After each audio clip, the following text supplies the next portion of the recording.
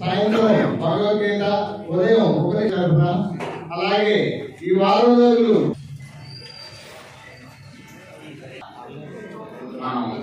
గత 7 రోజులుగా 2 మాటల్లో ఉన్నటువంటి అభ్యాసానికి అర్థం ఏంటంటే మనం ఏదైతే తెలుసుకుంటామో దాన్ని పదే మళ్ళీ పునశ్చరణ చేసుకోవడం అనేది చాలా అవసరం. అందుకని ఆత్మ సంయమ యోగంలో మనం ఏం చెప్తున్నాము అనేటువంటి ఇన్ బ్రీఫ్ ఒకసారి చెప్పేస్తాను. ఏమిటంటే మానవుడు దుఃఖంతో ఉన్నాడు, ఇది అందరికీ తెలుసు. ఈ దుఃఖాన్ని పోగొట్టుకోవాలని అందరూ అనుకుంటున్నారు. ఎవరైనా సంతోషంగా ఉండాలి, సుఖంగా ఉండాలని కోరుకుంటున్నారు. అయితే ఈ దుఃఖానికి కారణం ఏమిటి? దుఃఖానికి కారణం ఏమిటంటే మనసే దుఃఖానికి కారణం. మనస్సులో ఉండేటువంటి రాగద్వేషాల వల్ల మనకు దుఃఖం కలుగుతూ ఉంటుంది. రాగద్వేషాల వల్ల ఏం పుడతాయి? మనకు కోరికలు, సంకల్పాలు ఉంటాయి. సంకల్పాలు కోరికలుగా మారుతాయి. ఆ కారు కొనుక్కున్నాడు, కారు కొనుక్కొని ఇంటి ముందర తెచ్చి పెట్టగానే ఈ కోరికలు తీరిన వెంటనే ఆనందం కలగడం లేదు. అందుకని ఏం చెప్పారంటే కోరికలు తీర్చుకోవడం అనేది ఎలాంటిది అంటే అది ఇంకా ప్రజ్వరిల్లుతూనే ఉంటుందే తప్ప అది చల్లారదు. అది చల్లది అని అర్జునుడితో చెప్తూ మనసును అధీనంలో చేయాలంటే ఏం చేయాలంటే దానికి యోగ సాధన చేయాలా అని చెప్పన్నాడు. యోగ సాధన అంటే ఏమిటి అని అర్జునుడు అడిగాడు. అడిగితే ఏం లేదు, ఒక శుచి ప్రదేశంలో, శుభ్రమైనటువంటి ప్రదేశంలో ఏకాంతంగా ఎత్తుగా లేకుండా బలంగా లేకుండా ఒక ధర్మశాల వేసుకొని దాని మీద ఒక తెల్లని వస్త్రం పరుచుకొని నీకు ఏ పొజిషన్ లో హాయిగా కూర్చోగలవో ఆ ఆసనంలో కూర్చొని నీ ఇంద్రియాలను, నీ మనస్సును గమనిస్తూ ఉండు అని చెప్పన్నాడు.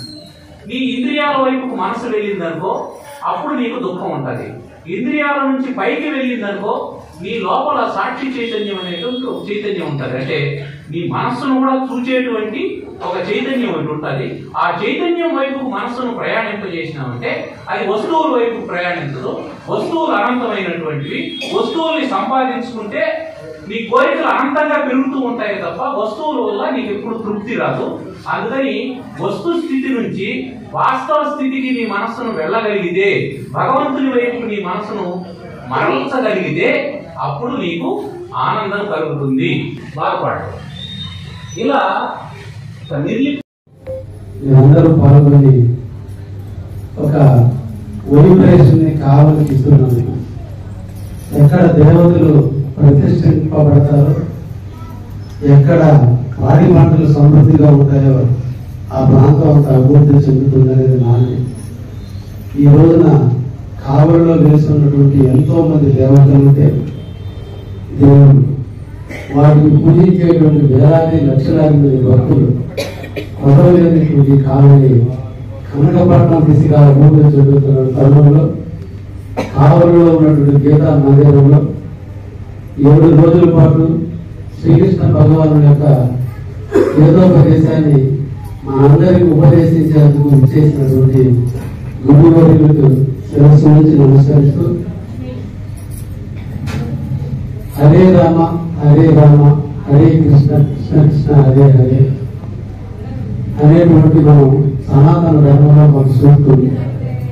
ఇది 4 సార్లు రాముడిని, 4 సార్లు కృష్ణుడిని, 8 సార్లు హరిని మనం చూపిస్తే 16 పదాలుగా వస్తే 16 ఉత్తమ లక్షణాలతో ఏర్పడినటువంటి జన్మ రామ జన్మ అయితే, అటువంటి రాముడు మనిషిగా పుట్టి మనిషిగా పెరిగి ఒక మనిషిగా ఇంద్రియాన్ని జయించి ఒక మనిషి ఎలా నడవడంలో నేర్పినటువంటి జన్మం మానవ జన్మ, రామ జన్మ తెలుసుకోవడం చాలా ఉత్తమమైనటువంటి మార్గం.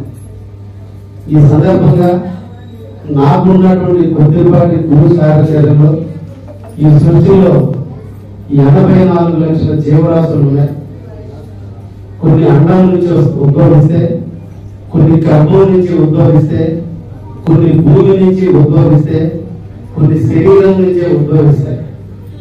4 రకాల ఉద్భవాలుగా ఏర్పడినటువంటి ఈ 84 లక్షల జీవరాశుల్లో ఒక్క మనిషికి మాత్రమే ఆ దైవం మాట్లాడే హక్కిచ్చాడు, మాట్లాడే తత్వాన్ని ఇచ్చాడు.